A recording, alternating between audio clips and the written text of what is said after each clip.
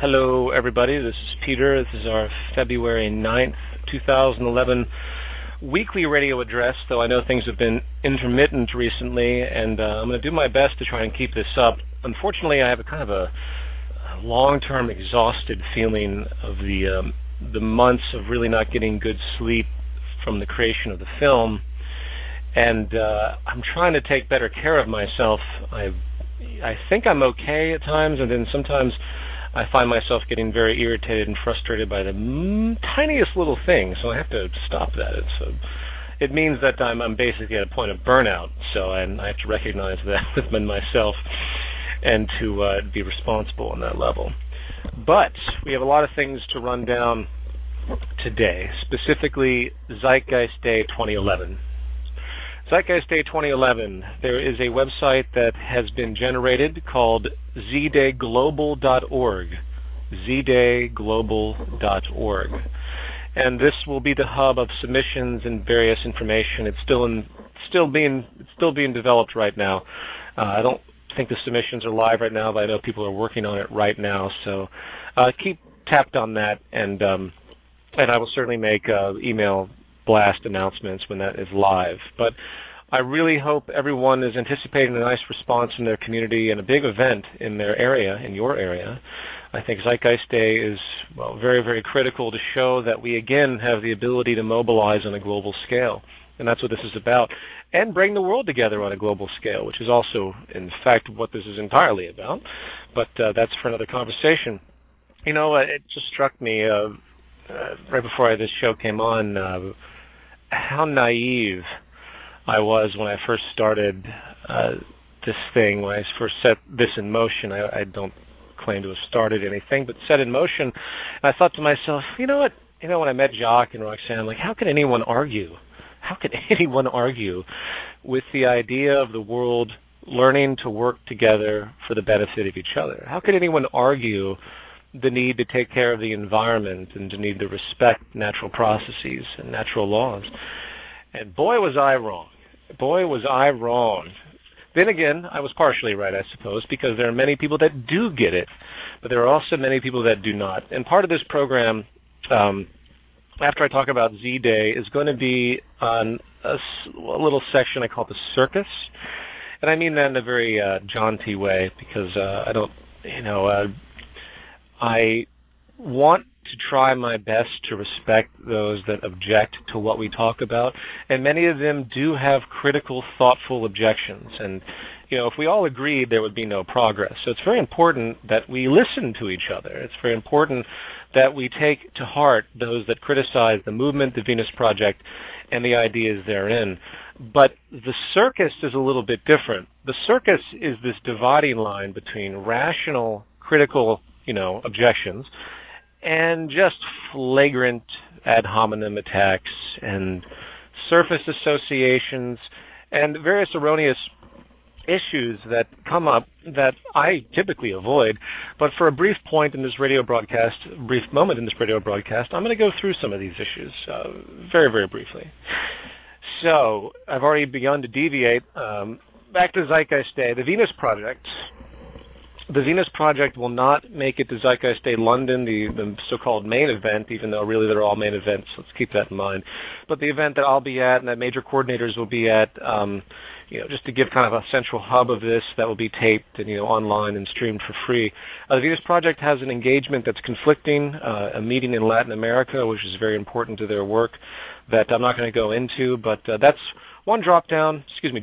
We don't have the Venus Project for Z-Day London, but life moves on, and Jacques and Roxanne are doing very, very well. Their popularity is naturally as large as ever. Jacques is still just doing wonderfully, giving 6-7 hour lectures every weekend to full house crowds that come to visit. Wonderful thing. So anyway, I won't harp on that. But that's pretty much it for Zeitgeist Day. Go to zdayglobal.org. And then pay attention to the forums and pay attention to your community and get these events going. There's going to be a toolkit. Honestly, you could reference the zday2010.org if you want to get some background materials if they haven't been posted yet to zdayglobal.org. there shouldn't be any confusion about that, and mass emails will be going out soon as well. But plenty of people have had experience with Z-Day the past 2 years, so if you're new to the movement and you're not familiar with it, just start asking around in the community, and people will be happy to help you out, I'm sure. All right, let's see here. I don't want to spend too much time going through these various points, as I really want to answer questions, which is always a nice exercise, and I haven't done in a long time. By the way, these questions were presented on the global forum. In the future, if I do question and answers again, which I'm sure I will, you can go to the global forum and you can post those questions if you've never done so. Now, the Why I Advocate campaign. I am really happy with, not that my value and what I think is important, but I'm personally just happy to see the people that responded to Why I Advocate and the numerous responses and the quality of those responses. I learn a lot from other people's interpretations, and I think it's very important that we all listen to each other, and that's again how we grow as a communal organism. We as individuals get locked into states of mind. It has something to do with our programming. It's only when we engage others that we can open up, generally speaking. It's a process of education, different perspectives. What we're going to do with the Why I Advocate campaign, while it's being posted at the Zeitgeist Media Project, zeitgeistmediaproject.com, we're actually creating a kind of a blog website for this that's being done by Anya in Iowa. Big thanks to her. It will be tzm.tv. It's already partially up now, but it's being updated. So tzm.tv. And this is where we're going to put all this stuff and then other campaigns we have with personal type blog, video testimonials, or anything else. This is an extension of the Zeitgeist Media Project, which actually I'm going to go into another extension here in a second. But tzm.tv, this is where it's going to happen. And then, as I mentioned on the article at the global site about what this is about, we're going to create a movie, and I think I mentioned it last radio broadcast as well, but we're going to create a film with everyone, or some of them, that have the most unique presentations, have the most thoughtful presentations, to show a global community, which is what it's about, to show the public that this isn't some isolated thing. This breaches all religions, all races, all creeds, all classes. And I think it's very important that people see that focus, especially in the media now that's getting kind of harsh on the movement, getting harsh on myself with these erroneous associations to Tucson, Arizona. We have the conservatives going crazy, but I'm going to talk about that in a second when I get to the circus in a little while. But when it comes to the Zeitgeist Media Project, another point. Excuse my rambling today. I'm just going to keep rambling, so just bear with me. I want to start the Zeitgeist Media Festival, or Zeitgeist Festival, or something to that effect, Zeitgeist Arts Festival. Haven't quite figured out what to call it, but it's an extension of the Media Project for live performance. And I mentioned this before, but I'll mention it again. Hopefully later this year, maybe late summer, in Los Angeles, New York, a major American city, wherever I am, we will have a nice media event, an all-day-long media event for socially conscious performance pieces, art, music, whatever. Sort of like a Lollapalooza for sustainable values, if you will. That's the kind of the way I think about it. No commercialization. The attempt is to jumpstart a global festival, whether it's a simultaneous day where everyone comes together, sort of like Zeitgeist Day, and says, oh, we're going to celebrate these values, as opposed to just providing intellectual content, which is what Zeitgeist Day is about. And I think it'd be a wonderful thing. I know a lot of great artists that are very much involved in socially conscious media that I think would jump at the chance. Zeitgeist is growing as a phenomenon on multiple levels, whether it's the movement, whether it's the film series. It's becoming an amalgam of different circumstances. The movement naturally is the most important attribute. We want to bring people in. But it's important that we permeate the culture as much as possible on multiple levels. I don't talk about this very much, but I'm going to actually detour to this right now. The Zeitgeist Movement subconsciously operates on many different levels. While we advocate the Venus Project, while we push towards a resource-based economy, we also are advocating a certain type of value system. We're advocating people learning to respect each other. We're advocating people learning to accept each other. We're advocating people learning to understand that we're victims of culture. that when you run into somebody that's highly apparated from your standpoint, say a racist individual, you not only understand them in their background, knowing that they're a product, knowing that they're not responsible for those views in a causal sense. They're responsible for perpetuating them, but they're not responsible for the ideas themselves. Just like I'm not responsible for everything coming out of my mouth right now, in the sense that all of the information I have has been presented to me in one form or another. We're all kind of vehicles of information relay on that sense. It might sound very dehumanizing to talk that way, but when it comes to information and values and the way people think and the information, every word that I say has been taught to me. You can argue evolutionary psychology and all of this, and there's merit to it all, but we have a receptive programming, that takes information in from the environment and regurgitates it through our actions based on what's rewarded. That's essentially how the human being is culminated. Again, it's not a blank slate. Please don't read into this, and I'm not explaining it very well, but I'm going to leave it at that. The Zeitgeist Movement operates at different values. We want to create a system where everyone respects each other for who they are and understands each other and how they've come to fruition in their worldviews. We want to create a system that says, some people are not just more deserving than others in this arbitrary orientation that we've come to know from the market system, where hedge fund managers make $300 to $400 million a year, while scientists trying to actually contribute to society will make $60,000, $70,000 a year in their professional career if they're lucky. These types of values are important, and that brings us back to the Zeitgeist Media Festival or something to that effect. I'm not quite sure what it will be called. And I think it would be absolutely wonderful to get artists out there that do have an inkling to be socially conscious, that have songs that are socially conscious, that accept the Zeitgeist gesture. They might not even be in the movement, but accept the gesture of what we're trying to promote with equality and sustainability, and to create an outlet for those types of communications.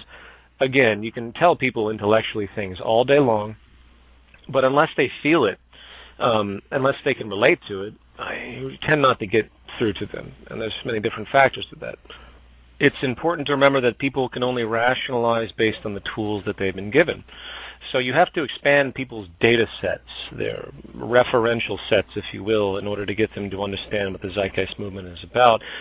And to do that, you have to create vulnerability. You have to be able to make them want to understand, if you will. It has to become emotionally rewarding, and it has to support the values that they have. If you're talking to a racist, they might not support a resource-based economy because they don't feel that equality, regardless of how you explain the sustainable nature of it, can work. They don't feel that equality is of a value that they respect because they've been conditioned not to respect equality. So what I'm trying to say here is that the Zeitgeist Movement really operates on multiple levels, and we need to figure out ways to increase those levels. Let's assume for a moment that we could never obtain a resource-based economy, hypothetically. Let's assume for a moment that that's just not going to happen. Does that mean the values of the movement are not applicable? Does that mean that promoting the idea that we should relate things to physical reference to the planet and using science can't be also utilized in, detached ways? Does that mean that the philosophy of taking everything into account and understanding people's indoctrinations and what generates aberrant behavior, does that mean all of that information is thrown out the window if we cannot obtain a resource-based economy? The point at hand is that we're shaping behavior all the time. And even if we affect one person in a way that enlightens their worldview to see each other more as equals, to see the need to be sustainable with a direct physical referent, to listen to the natural world and appreciate what the beauty of science has to offer about the world we live in and about how we view the world, if we can simply get one person to take that view, I think we've hit a unique accomplishment. So keep that in mind a little bit when you think about what your involvement in the movement actually is. Realize that it's a multifaceted position of influence. There's no end game. It's not just, a resource-based economy. We're doing something of a cultural significance that I think is deeply profound and transitional in our educational processes. And this is probably self-evident to most of you out there, but I feel the need to state it. So there it is. Okay, what else do I have here? All right, let's jump briefly into the circus. The circus, as I've stated prior, is these individuals and groups out there that pretty much do whatever they can to engage in harassment and defamation of the movement or myself, that have no critical thought in any of their analysis whatsoever. The question is, how do you differentiate between people that have a legitimate and intellectually honest objection, such as Stefan from Free Domain Radio? He's very honest in what he believes, not that I agree, but it's there. And I'm going to talk about some other points with respect to the economic calculation problem that he often brings up in a moment. But how do you differentiate between those that are really sincere and those that are completely full of shit and that are there simply to harass and to cause problems? And obviously you enter in a very, very bizarre gray area due to the different natures, due to the level of indoctrination and the gullibility of certain people on certain levels. The circus consists essentially of two different tactics. And if you can recognize these tactics, then you can differentiate very, very easily.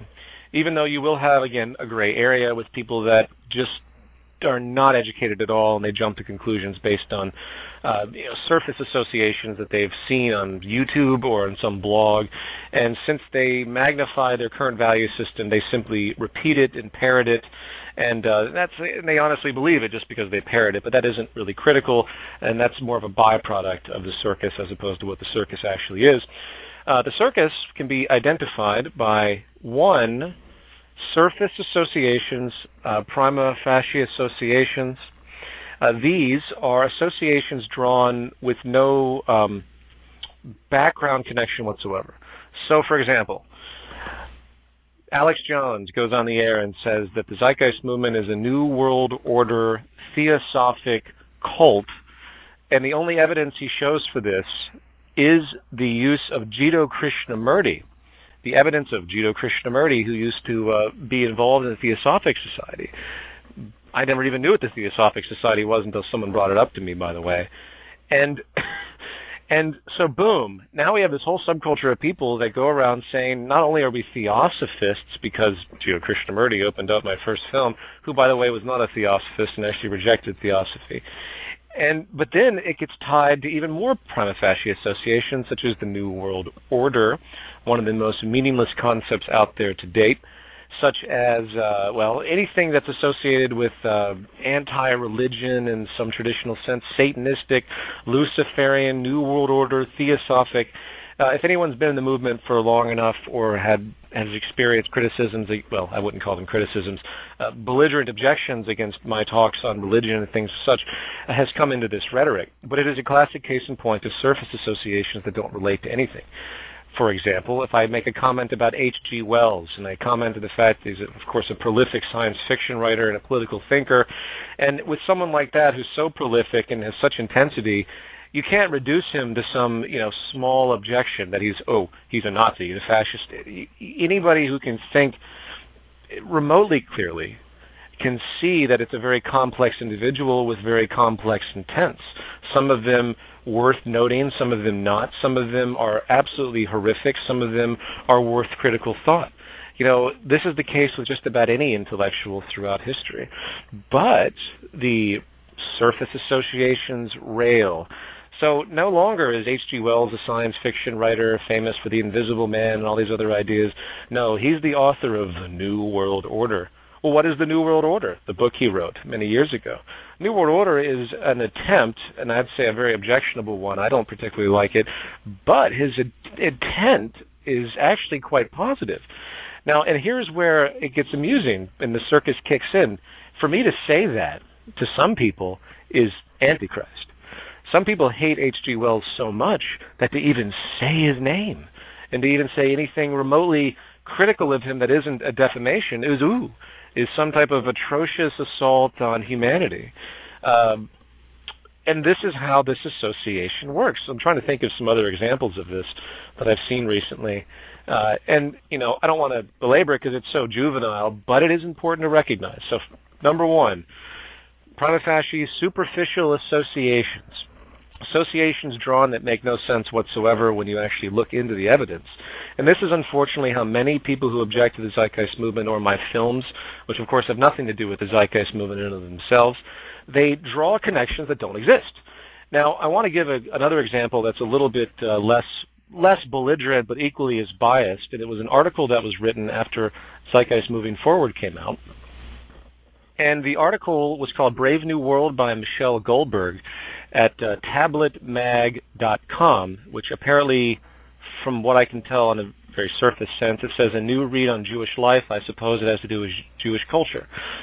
Now, it says Brave New World, and this is what it reads as the headline.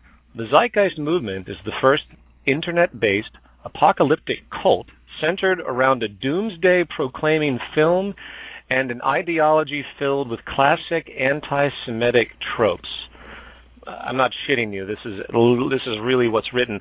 And the difference between this and a lot of the directly belligerent detractors that call us New World Order is that this woman obviously is serious. So this is the gray area I'm talking about with the circus. And I want to talk about, she really believes this shit. So let's go through this a little bit just to show what you all can expect through time as these different mind-lock mentalities come forward. She goes through this article, and she tries to find anything she can to create an anti-Semitic contour. And she uses highly derogatory statements. She doesn't actually reference any of the data put forward in Zeitgeist Moving Forward. There's absolutely no critical analysis whatsoever. What she does is take everything and lock it straight back to the first film and different people that were noted in that film. For example, and again, I'm not belaboring this as a criticism of the article, even though I could go crazy with the stupidity of it. But what it is a case example of this prima facie association, superficial, non-critical thought, nonsense coming from these people that have an identity to preserve. But she goes in and says, for example, Charles Lindbergh, who was used in the film, who wrote the book about the money trust, talking about how the powers of the money trust in the early 20th century were consolidating power, and they were playing games for their own self-interest. A lot of Part 3 of Zeitgeist, the movie, was of his reports on this issue. He never makes a fucking comment on Jews. He doesn't make any comment whatsoever. The propaganda back then was to say, oh, if you're against anything oriented with money, and if anyone in that party happens to be Jewish, boom, you must be anti-Semitic. And this game is being played even today, unfortunately. So she throws name drops. Charles Lindbergh, who, by the way, was not anti-Semitic at all. You have to remember the period of time you're dealing with and the propaganda surrounding these issues. But then she brings up Mullins and LaRouche, and then Alex Jones, and then brings in Jared Loughner, and then everything she could possibly combine to give the worst possible view with this underpinning that somehow it's anti-Semitic. In fact, she uses, quote, anti-Semitic conspiracy theories as a resolution to one of her sentences in reference to the film, which is the stupidest thing I've ever heard. But this is all she sees. This is all she can relate to. This is all she knows. So somehow and she actually literally implies this in the thing, I'm apparently anti-Semitic because these people are in the film. Now, you'll notice that at the very beginning of Zeitgeist 1, there's Trungpa Rinpoche. Does that mean I'm a Buddhist? You'll notice that there's Jordan Maxwell. Does that mean I believe that aliens are essentially what's behind the meaning of the Judeo-Christian Bible, which is partially what he talks about? Lyndon LaRouche, quick sample, Mullins, this individual isn't even actually sourced in the final sourcing. These are third-party sources.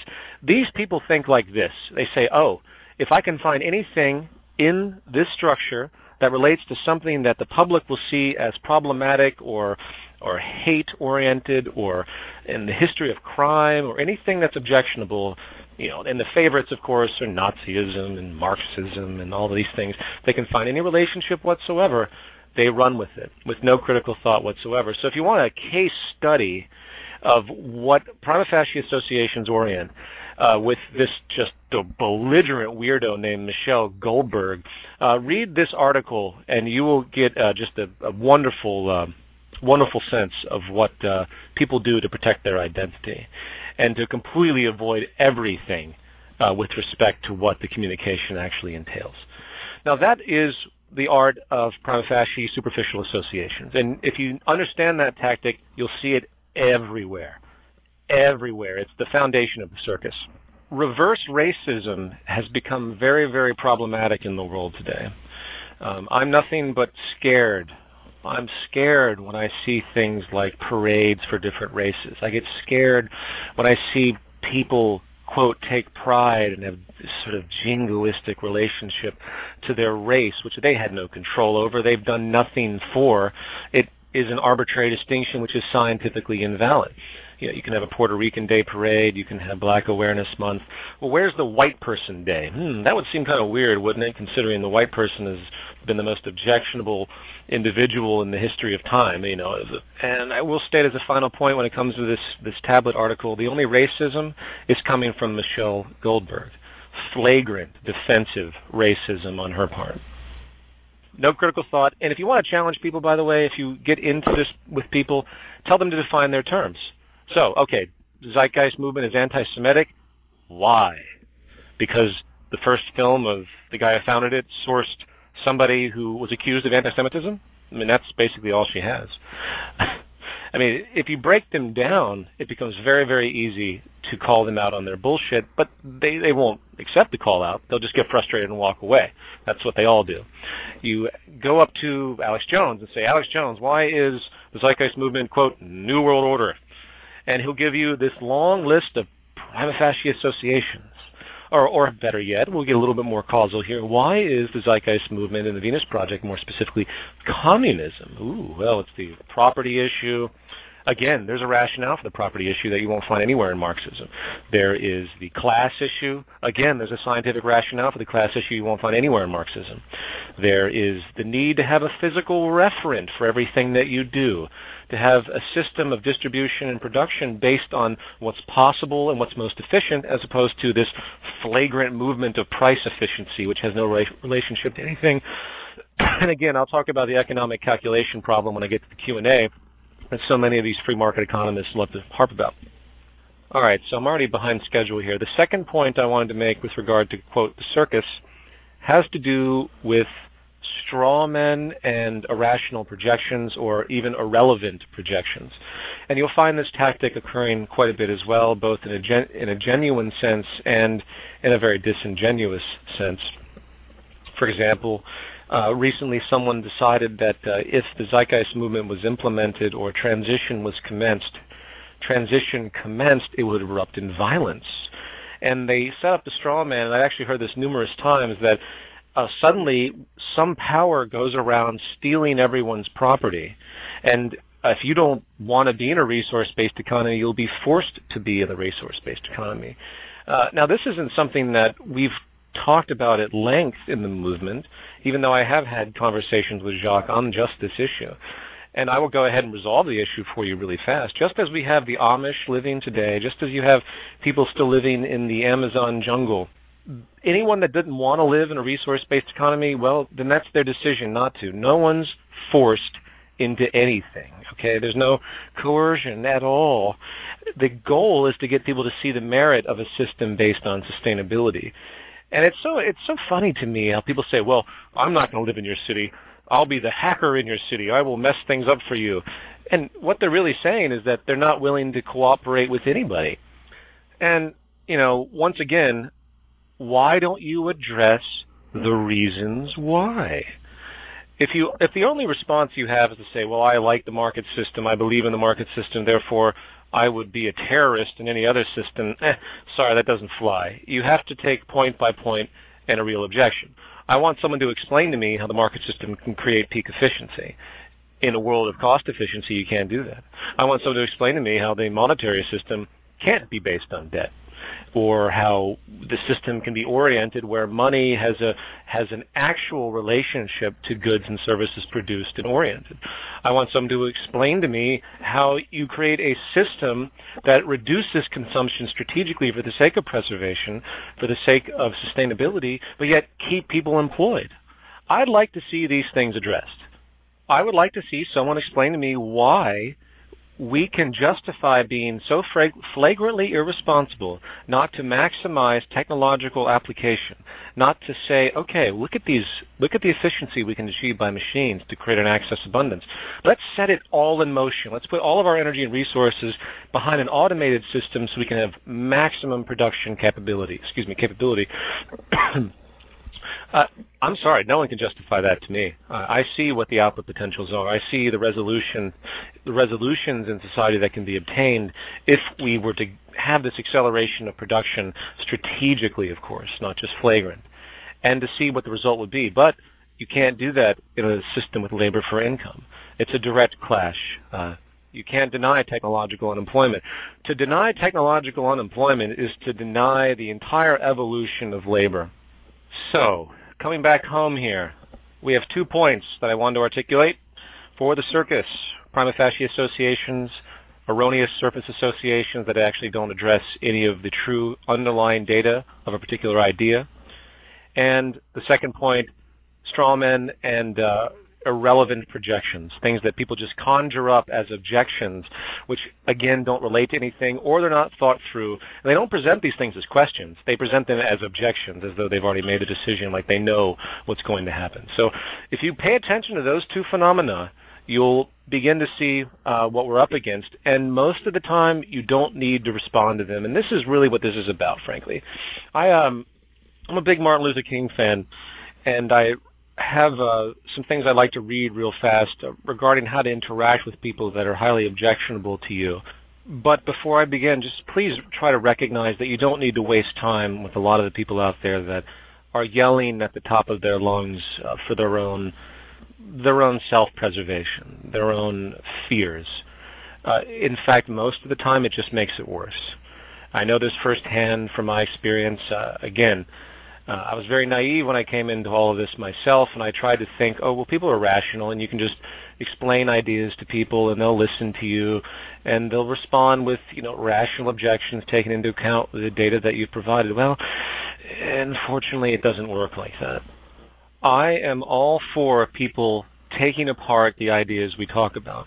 I deeply believe in progressive, forward thinking, and I want to be proven wrong.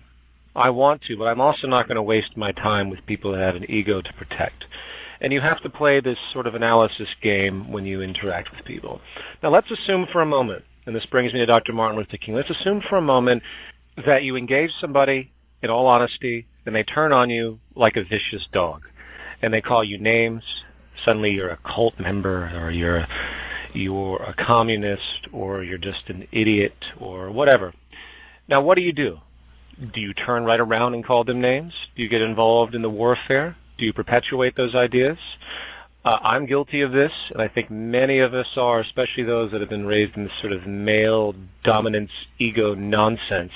Remember, we're all victims of culture. And while we all have the cultural tendency to dismiss people through name calling, in fact, I think I even engaged in that earlier in this broadcast with reference to the person who wrote, accused me of being an anti-Semite. So there's a defensive attribute that does come into play that we've all been groomed into, and we all have to learn how to control that on many different levels. What we're really dealing with is violence. Now, there's an old saying, do as I say, not as I do. I actually had a mentor in a particular field that told me that. And his point is that, we all kind of fall victim to certain patterns of behavior, but we all know better as well. And I want to kind of just go through something that's been very influential on me and that I continually have to work on. And I think also many of you out there have to work on as well. And that is the notion of violence and the engagement of violence from a verbal assault standpoint. Violence is not just, a physical phenomenon. If you read Dr. James Gilligan, he feels that violence is much more powerful in the emotional state. It's an inflicted form of violence for people to be very harsh on others, to inflict projections of suffering, to demean them and shame them and harass them. That's a very, very profound form of violence, which seeks exactly what it often gets, which is a violent reaction, which is the other person getting very vehement and aggressive as well. And then you end up with this cycle, and it takes on a life of its own. And suddenly the information doesn't matter anymore. It's just this emotional dispute. It's a very, very, very, very sad state of baggage, as I would call it, from an evolutionary standpoint. Anyway, I would like to read from Nonviolence and Racial Justice, an article that Dr. Martin Luther King Jr. wrote in Christian Century in the late 1950s. And a subsection of this is called Alternative to Violence. And this is relatively short, so I'm just going to read the whole thing. And what he's doing here is explaining what nonviolence is about, and he makes some very relevant comments to the way we should be interacting with our detractors at this stage, especially the really aggressive ones. Quote, "The alternative to violence is nonviolent resistance. This method was made famous in our generation by Mohandas K. Gandhi, who used it to free India from the domination of the British Empire. 5 points can be made concerning nonviolence as a method in bringing about better racial conditions. First, this is not a method for cowards. It does resist. The nonviolent resistor is just as strongly opposed to the evil against which he protests as is the person who uses violence. His method is passive or non-aggressive in the sense that he is not physically aggressive toward his opponent, but his mind and emotions are always active, constantly seeking to persuade the opponent that he is mistaken. This method is passively physical but strongly active spiritually. It is non-aggressive physically but dynamically aggressive spiritually. A second point is that nonviolent resistance does not seek to defeat or humiliate the opponent, but to win his friendship and understanding. The nonviolent resistor must often express his protest through non-cooperation or boycotts, but he realizes that non-cooperation and boycotts are not ends themselves. They are merely means to awaken a sense of moral shame in the opponent. The end is redemption and reconciliation. The aftermath of nonviolence is the creation of the beloved community, while the aftermath of violence is tragic bitterness. A third characteristic of this method is that the attack is directed against forces of evil rather than against persons who are caught in those forces. Those of us who struggle against racial injustice must come to see that the basic tension is not between races. As I like to say to the people in Montgomery, Alabama, the tension in this city is not between white people and Negro people. The tension is at bottom between justice and injustice, between the forces of light and the forces of darkness. If there is a victory, it will be a victory not merely for 50,000 Negroes, but a victory for justice and the forces of light. We are out to defeat injustice and not white persons who may happen to be unjust. A fourth point that must be brought out concerning nonviolent resistance is that it avoids not only external physical violence, but also internal violence of the spirit. At the center of nonviolence stands the principle of love. In struggling for human dignity, the oppressed people of the world must not allow themselves to become bitter or indulge in hate campaigns. To retaliate with hate and bitterness would do nothing but intensify the hate in the world. Along the way of life, someone must have sense enough and morality enough to cut off the chain of hate.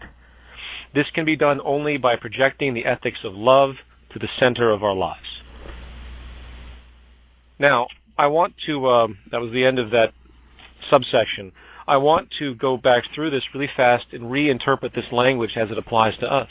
As I stated before, we're engaged in a civil rights issue, is what we're engaged in. What we have is a variation of a racist type of geopolitical, sociological environment that's based on classism now, not racism. It's based on assumptions of value oriented with very arbitrary measures that rewards certain people in certain contexts and deprives other people in other contexts. He uses the language of evil. Now, what does he mean here? Let me find the sentence. The sentence, yes, he states, a third characteristic of this method is that the attack is directed against forces of evil rather than against persons who are caught in those forces. Now, if you understand psychology and you understand conditioning, what he's really saying here is that the old conditioning is the force that's the problem. The cultural indoctrination that's unsustainable is the evil and manifest because it doesn't work. That's the language as I see it. He also uses more biblical references between light and dark, which if you simply read into them correctly, you see what King is actually stating with respect to what works and what doesn't. Light is what's sustainable and creates harmony. Dark is what creates discord and problems and instability. Now, those things pointed out, his overall argument is very, very meaningful and something that I, again, continue to aspire to, and that all of us, I think, should as well. And that is to stop humiliating and berating people. Either avoid them that come at you, or be painfully nice to them. Be so nice that it sickens them.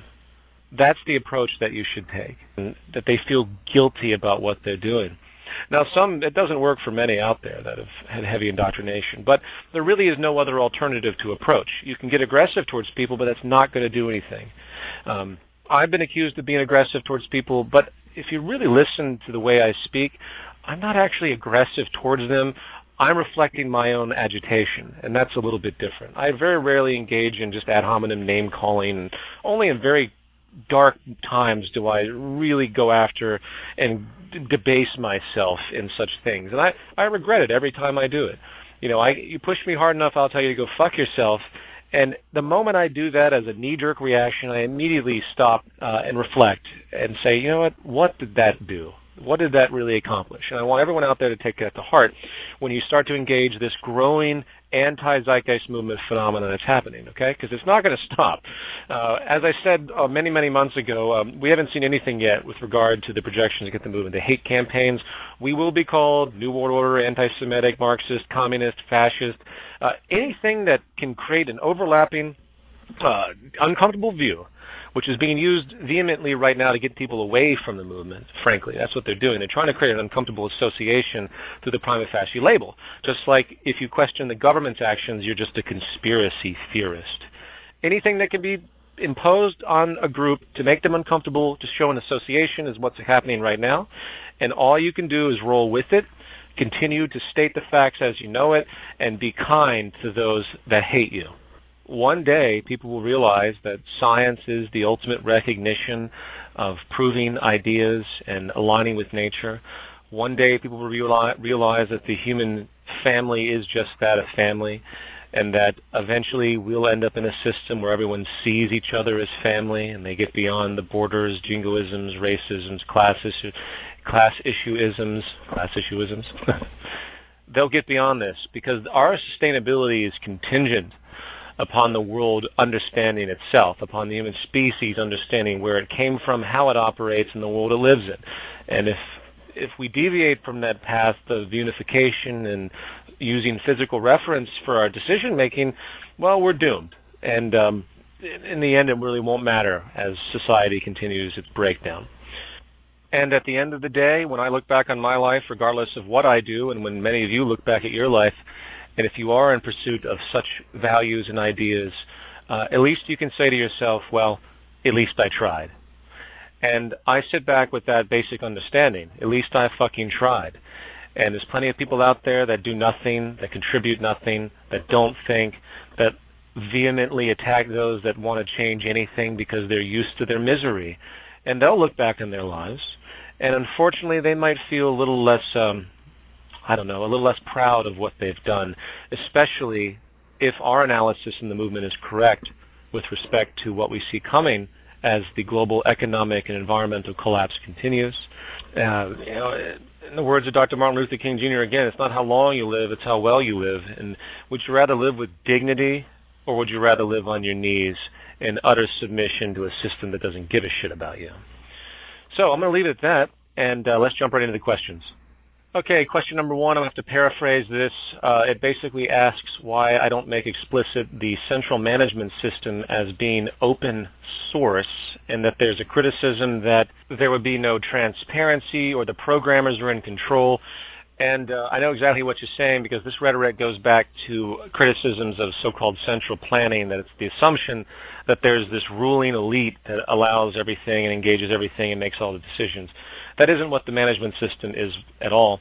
And it is open source, to answer your question, first of all. It's open source, everyone can interact with it, but humans aren't the evaluative, can't talk today. Humans are not the evaluative mechanism, if that makes any sense. Humans aren't the ones making the decisions. You're interacting with a mechanized system that is technically evaluating all proposals, because we recognize that everything is technical. So, actually, I'm sorry, I'm not going to go on examples of this because that's not what the question is, and I don't have that much time. But yes, it's open source, everyone can interact with it, and the way it's set up is for maximum technical evaluation and removal of humans as a decision-making entity. Even if programmers went so far to program it with some form of advantage, it would eventually be figured out. Okay, number 2. Peter, what is your opinion on changing public consciousness and how might this be done? And then he goes to recommend a book that I'm not familiar with called Science and Sanity. If anyone else is out there, well, that's great. And if you want to promote it, okay, I can throw out the name of the book, Science and Sanity, but that's about all I can do. I think I've made many comments in the past on changing public consciousness through education, and earlier in this broadcast I talked about, the media project, live media project, as Zeitgeist Day, and all of these ways of trying to engage society both intellectually and aesthetically. So that's where we are now, but obviously we're open to new ideas. And as far as other angles of semantics, as you point out with your book, Science and Sanity, I'd have to read it to find more about it, so sorry I can't answer your question. Number 3, I see a lot of people in the movement actually wanting a financial collapse or series of collapses. My question is, isn't it true that if the movement fails in preventing financial collapse from occurring via raising awareness about the flawed design of the monetary system and putting a resource-based economy on a table as a possible solution, that it will only add to the number of obstacles we already have in getting the resource-based economy out in the open? Yes, I completely agree. We don't want some huge collapse. We want to stop the system. Well, in my view, I wish to see the systems halted before it gets too bad, because it will create more problems. We could get past the point of no return, so to speak. So I don't want to see more suffering. I want to see people come together and say, listen, we're not going to take this anymore, and we see what's on the horizon, and we want to stop it before it gets too bad. But unfortunately, as I stated before, and as Jacques certainly recognizes, people are not rational, and it's going to take a form of inconvenience and pressure for many people to snap out of the droning perception that they have with respect to the current model. And number 4, question, considering our practical philosophy, what do you think about members who stress the spirituality of, open quote, we are all one, closed quote, above everything else? Question mark, people who believe in astrology and other pseudosciences despite the evidence, isn't denying evidence to preserve faith directly against what we talk about here? And then he makes another comment about in the Spanish forums that moderators were called fascists because they wanted to disassociate from people promoting their religious agenda through the Zeitgeist Movement and vice versa. Okay, well, you're bringing up a series of very complex issues because it's so difficult to understand what people are even referring to in those contexts. If you're speaking about pseudoscience in general, which means this is no physical referent, they're talking about things that can't be replicated and they're making projections. The we are all one comment is really a poetic statement in the interpretation that I've come to learn, which is completely synergistic. It's a synergistic and symbiotic observation. That's it. It's a mechanical notion. There's nothing spiritual about it unless you define spirituality in that context, which, of course, you open up a whole can of worms. But to answer your question as I can interpret it, anyone out there that's trying to promote a, quote, religious agenda, well, they can't possibly understand the movement then if that's their frame of reference. Again, I can't definitively understand your question. I can only surmise that if someone's out there promoting things that have no factual basis to it, that are, I don't know, like 2012. Someone's out there talking about how the Zeitgeist Movement will align with 2012. I've actually heard this rhetoric. That can be shunted to the side, but don't just, delete them or ban them because of some views like that. You talk to them, and if they're not open to criticism or new ideas about what they're trying to promote, well, you have to take it on a per-case basis based on the behavior of the individual. Usually they'll just go away if they don't feel that their values are being mirrored. Number 5, Peter, what do you think is the biggest challenge for us as a movement right now, and what are your thoughts on the movement's progress? I think given the current environment, the movement's progress has been spectacular. If you really think about what we're talking about and what we advocate and how radical it would appear to the, quote, normal person. So, and as far as the biggest challenge is the challenge it always was, and that's trying to permeate the indoctrination of people and getting them to, quote, open their minds or at least be vulnerable to new data that completely contradicts everything that they've been taught, most likely. So the biggest challenge is psychological. Number 6, I am rather fond of dark humor, violent video games, and adult content. What do you think will happen to these media? Will they exist during a transition? Furthermore, I ask what entertainment exists in a resource-based economy in respect to the aforementioned topics. My answer would be I have no idea. I'll tell you what I do know, though. Historically speaking, there have been various phenomenon that would be considered popular for a given culture, such as 600, 700 years ago, I believe the Aztecs doing rituals where they rip out people's hearts and show it to them before they die. Now, that might have been considered some form of perverted normality on a certain level, just as some things we see today might be considered the same way. So I really couldn't tell you. The question is of an evolutionary nature, and it really comes down to what values become sustainable. I don't blame violent video games for, say, the Columbine massacre, but you can see how that action would reinforce a certain hardened quality to kids that are so used to it, where they might lose a sense of reality and they might gain, actually pleasure from killing really real people, just as they do in the virtual sense. Does that mean I think those things should be restricted? No. I think really it comes down to education and awareness and creating balance in the individual. One thing our society has proven is that, no, we don't have people running in circles with M16s mimicking everything they see in the latest action movie with people's heads being blown off and guts ripped out. You don't have serial killers watching movies about serial killers getting inspired by that notion per se. Very, very rare. So what has been proven is that people are actually quite balanced if they're brought up correctly, and they can see the difference between reality and art. And I think that will continue. And I think the more people's needs are met in a new society, the more such media either will evolve or diminish in its existence. So I don't know what media will be in the future, but I would keep this thought in mind.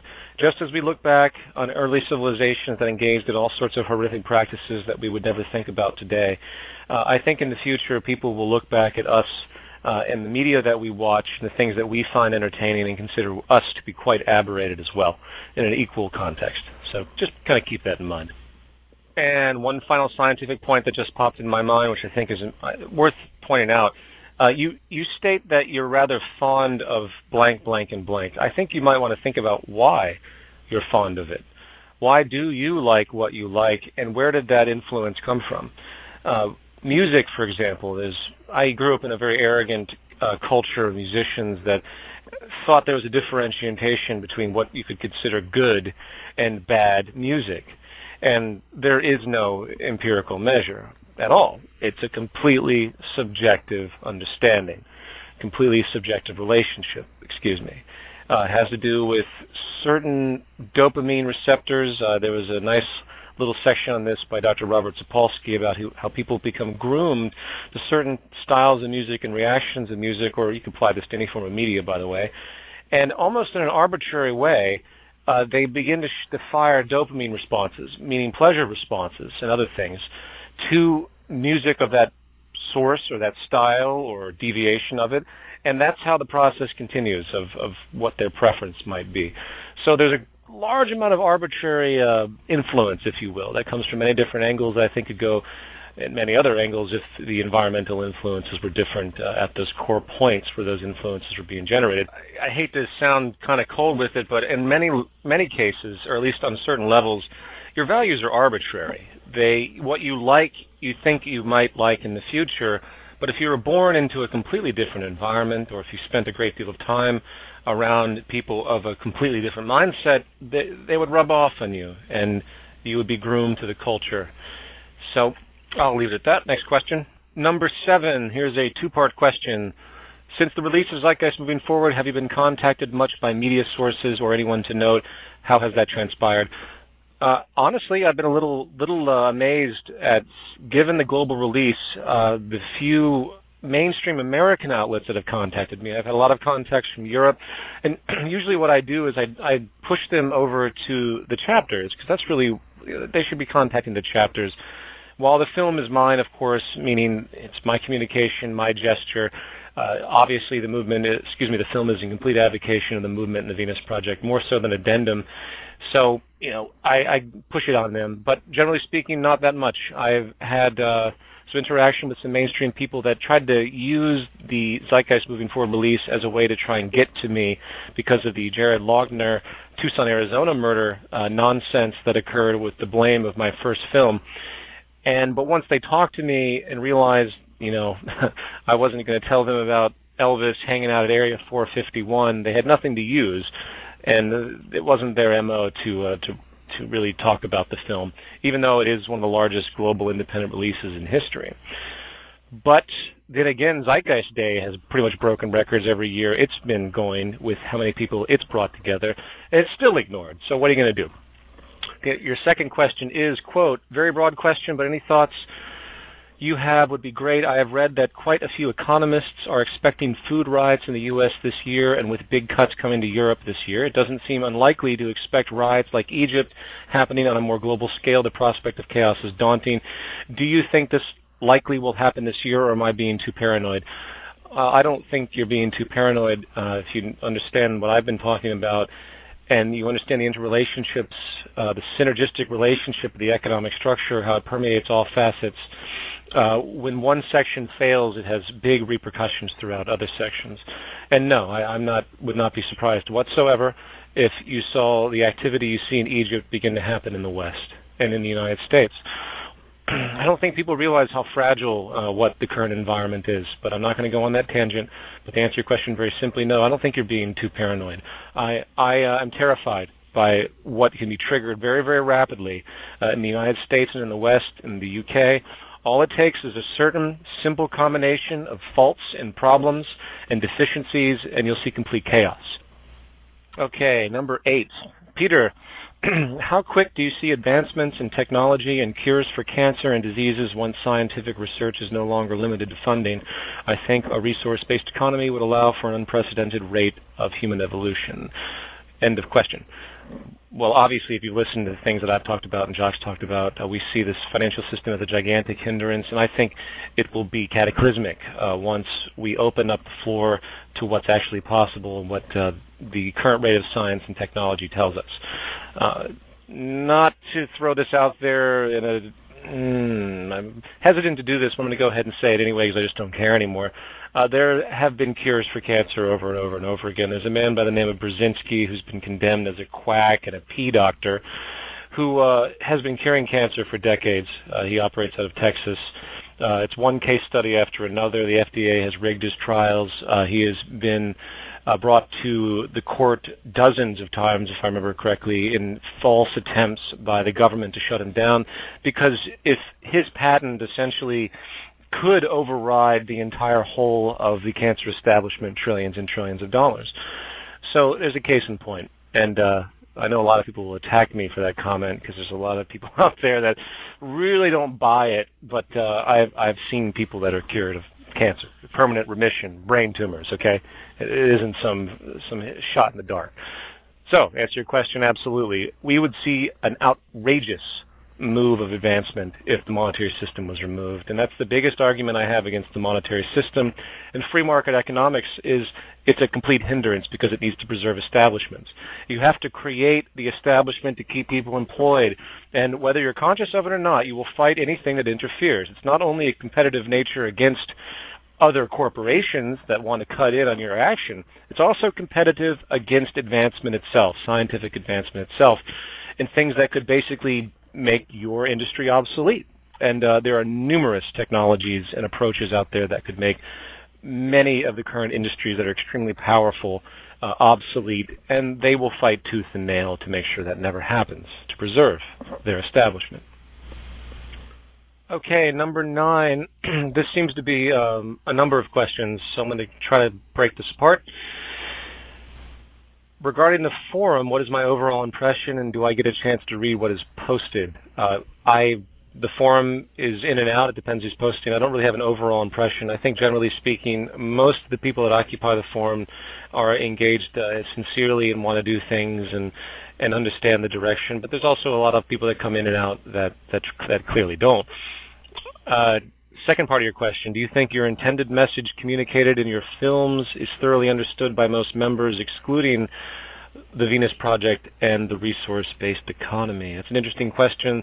The Zeitgeist film series has underlying tones of human unity, of critical thought, of questioning things around them that they find normality, of dealing with indoctrination. And I think most members that engage the forum, to extend your question, I think they get that from what I've seen. That's a tough question. It's completely opinionated, and I really just can't track what everybody thinks or does, so it's hard for me to really say equivocally. Continuing your question, do you think life experience more than book knowledge gives an individual better understanding of the issues you talk about? Well, life experience and book knowledge kind of go hand in hand. I have a problem with academia in the sense that it's a form of indoctrination through a kind of a rote learning schedule, but that doesn't dismiss book knowledge. So book knowledge, hence knowledge in general, whether it's from a book or not, is an important counterpart of life experiences, which the scientific method takes account for, because you're testing what you hypothesize. You take information, you evaluate a possibility, and then you put it to test. So yes, they go hand in hand. Okay, number 10, Peter, I was wondering if you could clarify once again the issue with the circular cities and their design, scope, and intent, in so much as they are designed as models of efficiency, but are by no means a mandatory construct. We still get a lot of people who wish to argue the issues. Once again, thank you. Okay, the circular city. Circular city is not a mandatory construct in the sense that it doesn't have to be circular. If anyone researches the Venus Project, there are many different, land configurations, if you will. The circular city isn't ideal because it's, imagine yourself on a Cartesian plane, you don't have any obstacles. Boom, you build a circular city because it's the easiest to move around in and all the things that I actually talk about in Zeitgeist Moving Forward. Now, a lot of people, I will comment, seem to project into the cities as though it's some rigid thing and that... And they see some freedom in the crap that you see, like in Los Angeles, of this haphazard array of disorganization, and they think there's something romantic about that, and they see the circular city of nice, clean organization and efficiency as some, cold thing. It's unfortunate that people kind of think that way. I think efficiency is beauty. I like the way an airplane looks, because you can't have a bunch of weird ornaments on an airplane like a stupid car. I appreciate the integrity of efficiency, the beauty of utility. And that's what this circular city really is. It's an artistic manifestation of efficiency. And I think there's something to be said for that. So I hope that answers your question. Okay, number 11. My question is in response to Z-Day 2011. What are your thoughts on civil disobedience to bring attention to the cause? Examples of Gandhi, reaching more people. I'm sure you're aware of these movements. I am just using them as examples of nonviolent actions that create great awareness. Well, listen, I completely understand that angle and appreciate it. As far as Z-Day 2011 is too soon. We're not going to engage in anything in a disobedience or active way. Well, first of all, unless it's extremely warranted on a per-case basis. As I said before, we're going for critical mass, and I don't see the merit of engaging anything that isn't on a global scale. Now, I know these are very radical statements, and in fact, I'm actually very hesitant to speak that way because people take hold of them and it sounds aggressive and misinterpretations fly. But as I've stated in the past in interviews, my vision of activism for the Zeitgeist Movement is really, it's not standing in a free speech zone in America and yelling in a building. That's not what the Zeitgeist Movement's going to do, at least in my opinion. I'm not going to dictate what everyone does, but as far as my suggestion of how to engage the system and to begin drawing attention to the Zeitgeist Movement, the Venus Project, in the interest of a resource-based economy, it will be done so in very, very articulated ways in lieu of Martin Luther King and his civil rights process, and of course Gandhi. So absolutely I agree. But as far as Zeitgeist Day 2011, we're playing by the rules. We are simply having simple events while we gain more people. We're in phase one still, which is the process of gaining people. I hope everyone understands that. Okay, number 12. Hi, Peter. For reasons of clarity, has there been thought towards the introduction of a slogan for the Zeitgeist Movement, as with the Venus Projects, beyond poverty, politics, and war? Excuse me. No, there hasn't, but I'd be happy to hear some. I don't object to that idea. I try to keep things simple. I don't know. It's like having lots of graphics or having a trademark or things like that. It's just not really a territory that I'm big into. But if people want to present a slogan, go ahead and throw it on the forum or something, and who knows what could happen. Okay, number 13. Peter, is there any news on the movie Jacques would like to make? Not that I've heard of. I know there have been numerous scripts written by people. If people aren't familiar with that, it's Jacques and Roxanne, the Venus Project, have been trying to make what they call a major motion picture, meaning a high-budget, kind of Hollywood-style film to show elements of a resource-based economy, what it would be like. Now, I will comment, though, that Zeitgeist 4 is going to pick up that exact idea, but it's not going to be a Hollywood style. It's not going to be a major motion picture, quote-unquote, in the sense that they're going for a multi-million-dollar thing. I'm going to attempt to do an art noir work that's very artistic, that's similar to the concept that they talked about, but on a much more lo-fi level, and of course still in accord with the nature of Zeitgeist in and of itself. It's still Zeitgeist. But to answer your question, no. Okay, I got to start moving more quickly here. Number 14. A lot of debate arises around the issue of transition, but I feel most of the debate should center around all facets of a resource-based economy. We should know where we want to end up before embarking on the journey to get there. Do you agree? Well, yes, of course. I completely agree. As far as the debate on transition, well, no one's a prophet, and I think many people that argue the transition or bring it up as some hindrance to our work, meaning that since we can't describe the transition, then it's not worth the energy, which is a complete cop-out. Just because you don't know how to get from point A to point B doesn't mean getting to point B becomes an irrelevant issue.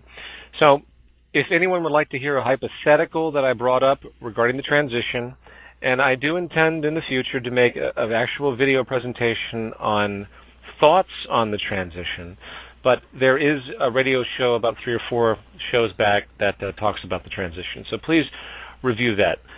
In the end, the debate on the transition isn't a debate at all. No one can figure out what's going to happen. You're not going to get a movement in this direction without a certain amount of breakdown, which brings instability and chaos. It's very, very hard when you're advocating a system that doesn't have a political system to see how the political system can fold and mesh and change into an observational scientific system. Very, very, very complex stuff.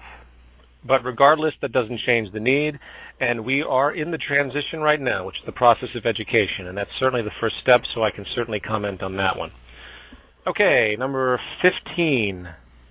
In your response to Steph, at the end you put an emphasis on the collapse. I think they mean Stefan Molyneux of Free Domain Radio.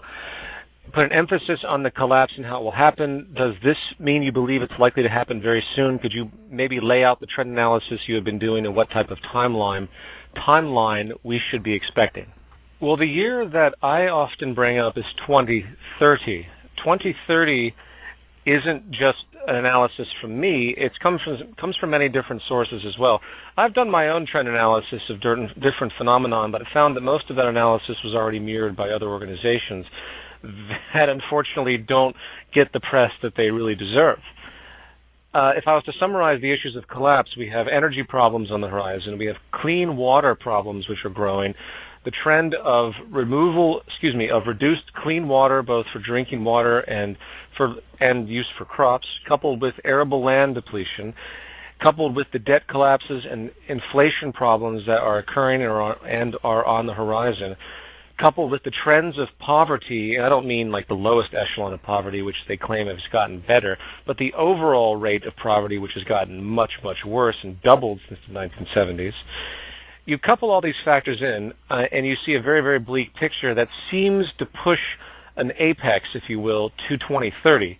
But I think instability will arise much faster than that. All it takes is a few simple triggers. My response to Stefan was more arbitrary, to be specific to your question, in the sense that whether it's a decade or a couple decades, I see this pending if the monetary system is held intact, if the market system is held intact. So it isn't the date that's really relevant. It's really just understanding the trend. Until those trends change, we're in a process of collapse. Until the trend of clean and drinkable water to be used for food and human consumption is reversed and we actually go in a positive direction, we're in a lot of trouble.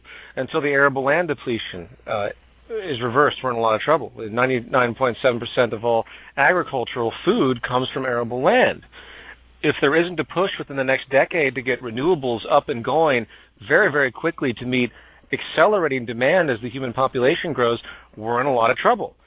Nothing is matching up right now. Everything is in complete disarray. And as I've said before, the social instability factor with debt collapses of society, coupled with these growing ecological problems, creates a perfect storm. Not to mention the accelerating use of technology to replace human labor, which has picked up ever since this sort of Great Recession, as they call it, has emerged in the West, because the corporations know that corporations operate in cost efficiency, and humans are nothing but a commodity.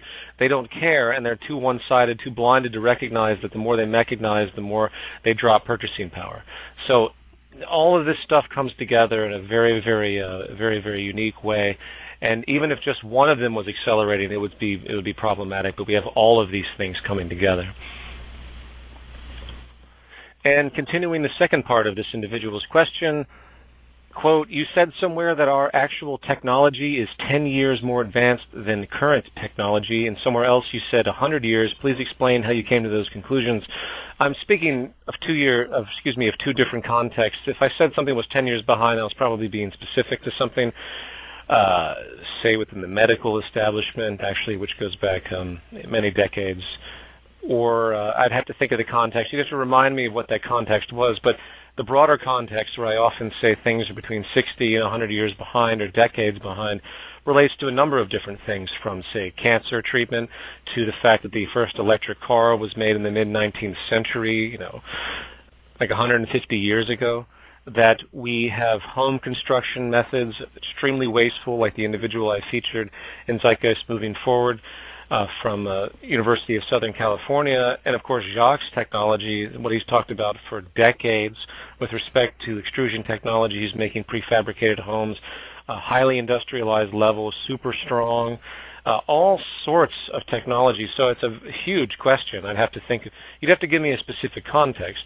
But all those basic things considered, and not to mention sociologically. I mean, social theorists have understood that the prison system is an atrocity a long, long time ago. It's just perpetuated. In fact, I would say that we are probably 1,000 years behind in the way we view society. The understanding of operant conditioning, the understanding that human behavior is influenced, the understanding that notions of evil. I mean, we exist in this draconian legal structure across the world that actually thinks people are just perfectly responsible and rational, and they understand what they're doing, and they don't. And an entirely new system, if it's going to actually relate to science, has to be created to deal with aberrated human behavior, what causes it.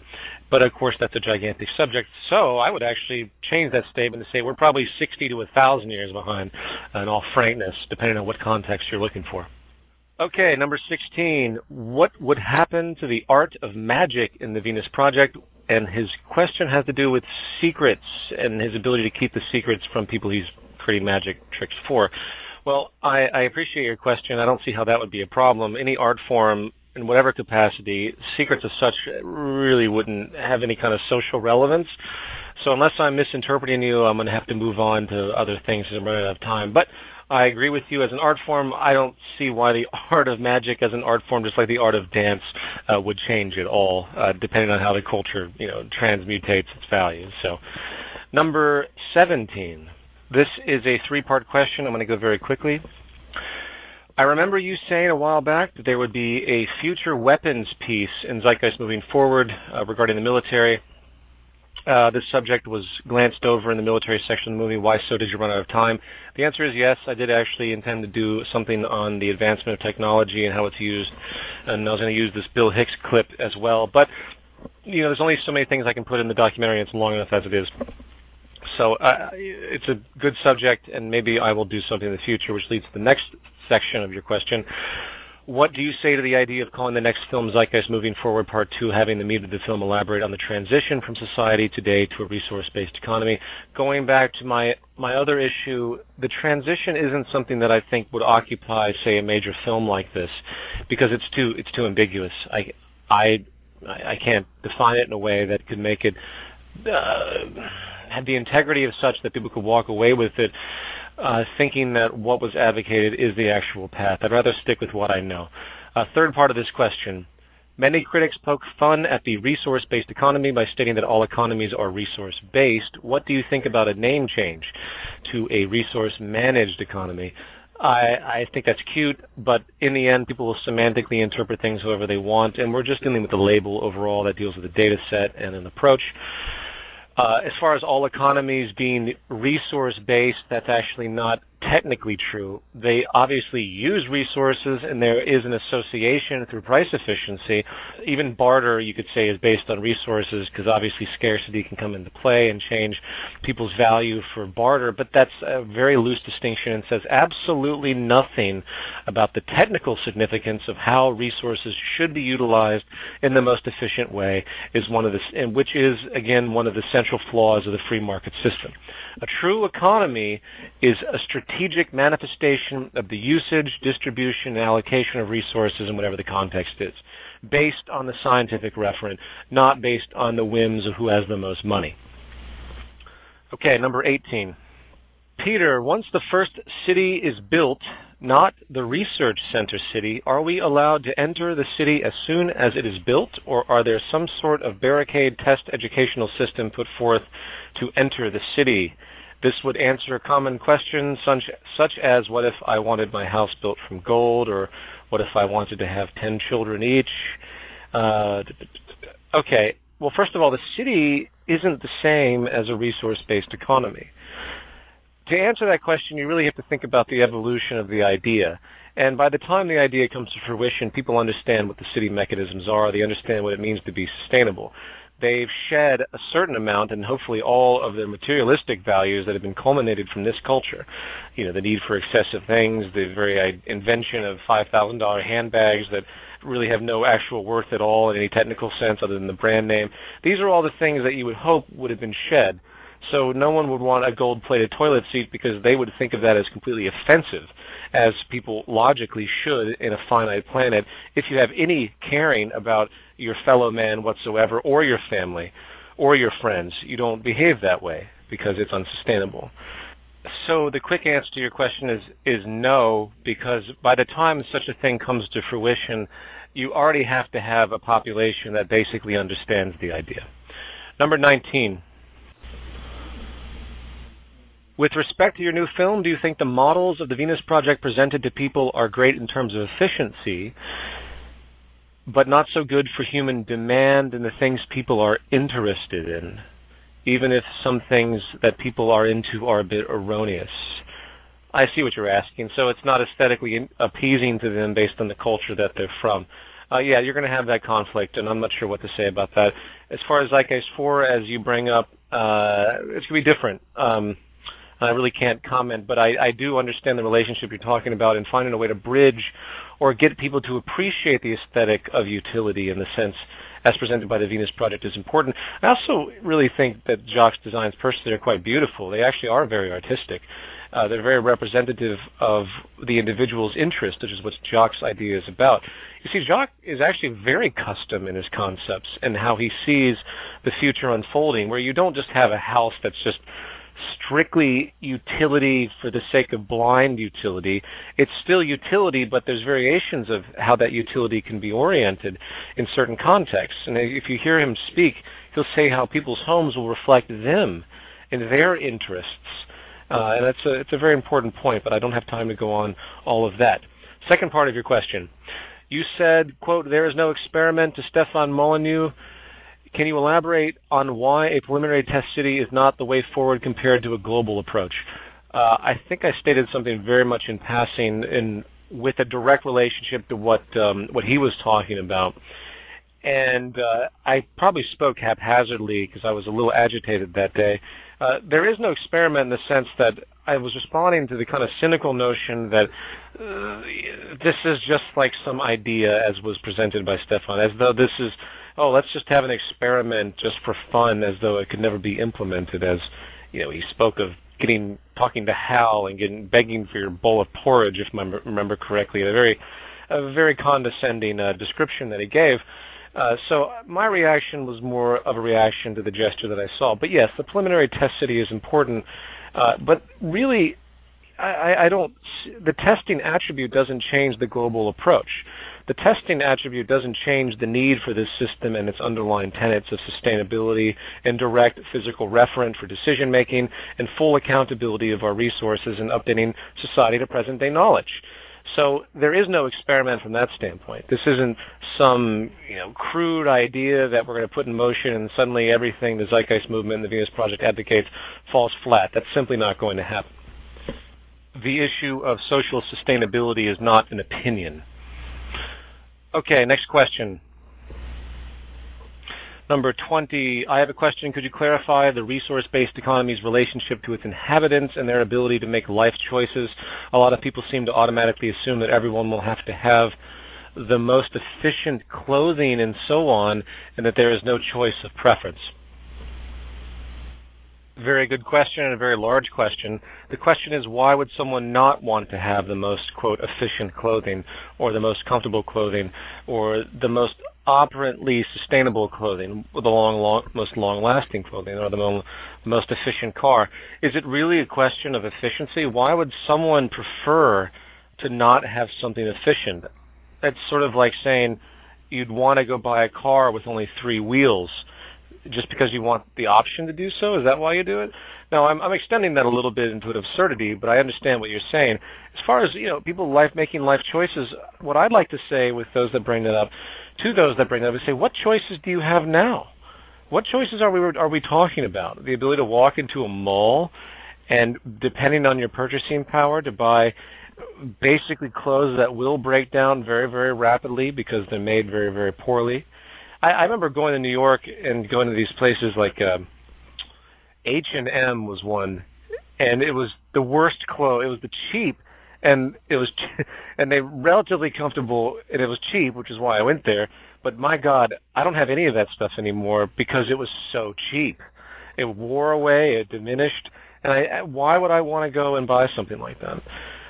If you have a society oriented towards maximum sustainability and efficiency, I don't see how anyone could justify not wanting that as an option. And let me ask you this. Do you have the option to have the most efficient clothing in the current society? No, you don't. You don't even have the option, regardless of your price structure, to get the most efficient, meaning the most scientifically advanced. We don't have the option in the current world society to get the most advanced, safest automobile. We don't have the option for that because of the very inherent nature of the system.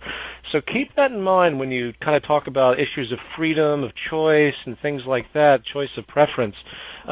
If you think hard enough about it, you will notice that you really have very limited choices in the current environment, even though the market system pretends like you have infinite choices. What you see around you that looks like all of this choice is very, very limited to a select few that have the ability to have the purchasing power to engage those choices. So, you can go into a supermarket, pick between 75 different kinds of sugared cereal, but what if someone wanted to make cereal that was actually optimized for human health, that was customized from human health? You're not going to have that in the current culture. People just don't think that way. I read a study recently, and I want to find it, in fact, that described how the human life could be extended much farther than what we think of today as normality because of the crude nature of what we take in health-wise and our lack of understanding of the human organism, or at least the lack of application of what we can do to optimize our health to extend our lives substantially. So, excuse my tangent, but life choices have to be aligned to something, and they can't just be whimsical and arbitrary. And coming out of the current environment, we have all sorts of flagrant choices that really shouldn't even exist and that are in fact detrimental. So I'm going to have to leave it at that because I'm running out of time. But suffice it to say that there's plenty of choice, but the choices are indeed limited to those things that could be considered sustainable and of optimized concern, whatever the context may be. So there's your limitation of choice. And if you just think about that for a second, you see that, in fact, there's probably going to be a lot more choices, especially when the economic structure is in place that doesn't have the external restriction properties and enables an access abundance. I think people will have tremendous choices, far beyond what they see today overall, but in a good way, not just flagrant choices for the sake of perpetuating the market system, etc. Okay, number 21. Hi, Peter. One thing I don't have an answer for is how we will get from privately owned factories, production facilities, technical equipment, etc., to state ownership. For example, if a given country decides it wants to implement a resource-based economy, how will this country obtain ownership by means of production so that the teams can use them and move forward with the implementation plan?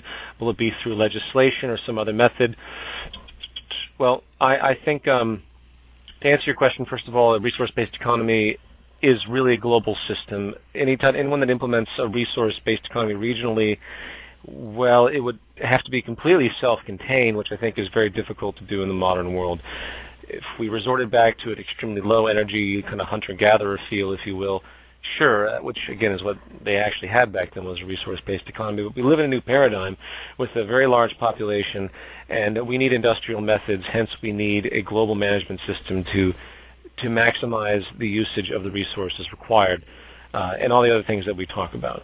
Now, the actual question of how the factories and how the property, if you will, of others comes into the manifold of the entire system, I think it's simply because people begin to realize the merit of it. It's the educational process. No one with guns goes around and takes your stuff. There's no violence. If people don't want to do it, then they don't do it, okay?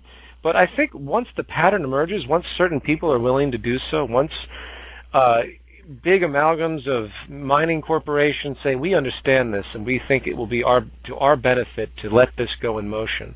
Once they understand that it isn't a state as well, by the way, that terminology is incorrect. It isn't state ownership. It isn't even a sense of communal ownership in that abstraction. You can get rid of that notion. It's a social organization. It's a social organization of society for the betterment of everyone in society, and everyone is in control of it. And the beauty of technology today, which didn't exist a long time before in what they call centrally planned economies, is that you can create an interface where everyone can interact.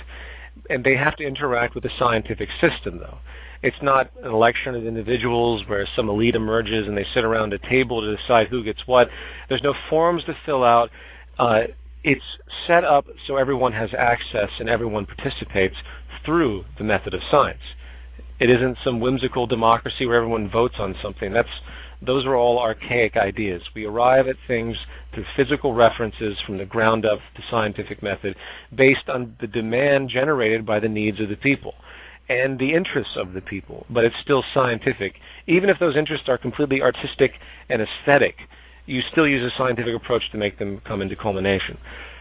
So that's a bit of a long-winded explanation.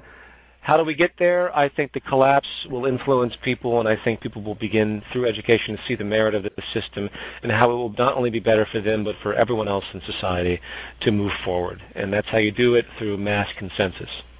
Number 22, a two-part question. Do you agree that a transition has already begun the moment the Zeitgeist Movement was created, at least when we talk about shifting value systems? I could say that, yes. I think the transition has been happening a long time, with the general awakening of people realizing, well, almost a revisiting to the awakening, almost a remembering of the fact that we do live on a finite planet. We do live in nature, and we have to align with it. So yes, second part of your question, because we live in a monetary system today, is it not accurate to say that we need to operate under the rules of money during the transition of designing the physical world until we have a complete operating resource-based economy? Very good question. I think in part yes, and I think in part no. The rules of the monetary system, they will only allow us to go so far. You're not going to have enough money, quote, to build a resource-based economy on a global scale. You don't even have enough money out there to change the energy infrastructure in a direct sense. You could just magically make the money out of fiat currency, but that game is slowly dwindling too because of the inflation that's pending in different world economies, including the U.S. Excuse me. So, using the rules of the monetary game can work in some sense depending on what you're doing, say like building a test city, an experimental city of a true accord, not people just living there. It's going to be something to show. But there's not enough money in the world to build a resource-based economy at the level that's required to make the transition real. We needed to get rid of the monetary system and simply go straight for resources and an organized approach. In my opinion, I could be wrong on that, but just give it some thought as to how much things cost today to do things. Give it some thought to the debt that's generated in the system now, and ask yourself, is it going to get any better? Number 23, do you think you or someone with a vast knowledge of a resource-based economy should run for president in 2012? I am serious. Slogan could be something like running to end politics. I see what you're saying as far as an awareness issue, and I actually think in an odd way it would be kind of amusing if that happened. The amount of money required for that type of pursuit is quite extravagant. I'd rather see that money go towards something physical, but then again, who knows? I would be horrified to be involved in that. If someone else was willing to go forward and they actually had financing behind them to make that type of stunt occur, I would certainly be in support on some level. But it's an interesting idea, but no, I'm not going to. But if someone else wanted to, as a resource-based economy candidate, in that kind of contradictive mode, I certainly would be happy to see it. Number 24, do you think that total central planning is dangerous during the transition in terms of corruption? Some socialist countries started well with central planning, but then fell into corruption when things started not to work very well. Do you think a more decentralized approach would be better during the transition? That's a strange question because total central planning, really couldn't exist in the sense of transition. It would be a transition to an economic structure based on resource management and calculation, calculated planning. It's calculated planning as opposed to central planning. There's kind of a semantic difference I think is worth noting. Socialist countries corrupt historically because of the use of money and the use of problematic attributes that I don't have time to go into within the sphere of social organization, usually coming from a fault of the system itself. So the transition to that implementation, I think, is again one of those spooky areas that I really don't know what to say for because I can't tell you how it's going to happen. Decentralization during the transition in general, I think, is actually a good approach. Centralization in a monetary system, in a system based on strategic self-interest and essentially social Darwinism, is very, very dangerous, which is why I've often talked early on about my fear of, quote, world government coming from monetary-oriented powers, such as the banking establishment, which they're pretty much already there now anyway. But what you end up with is a completely non-transparent system of the movement of money and people making decisions about what money does in certain economies, and essentially they can control economies based on the nature of money, its scarcity, its abundance, its debt generation, interest rates, and things like that. I think that's very dangerous to have a world currency and things of such.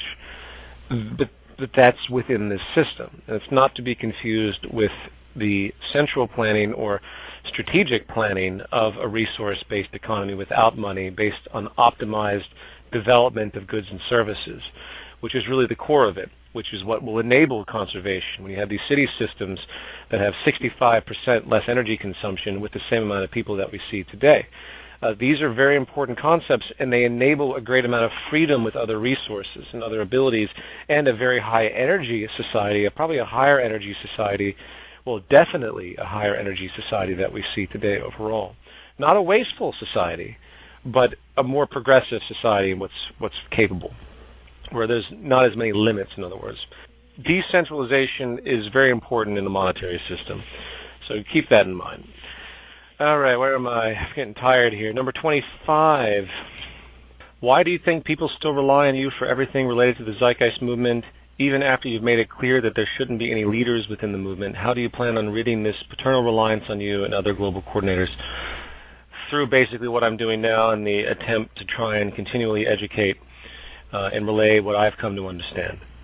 The goal is to simply get as much information absorbed by as many people as possible, to the extent where they don't have to listen to me repeat myself anymore.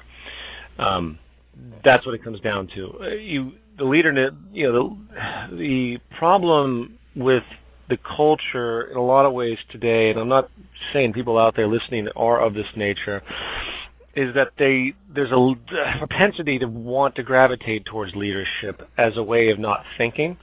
So people say, well, okay, I kind of agree with this, and I'm a really busy person, so I'm just going to follow this guy.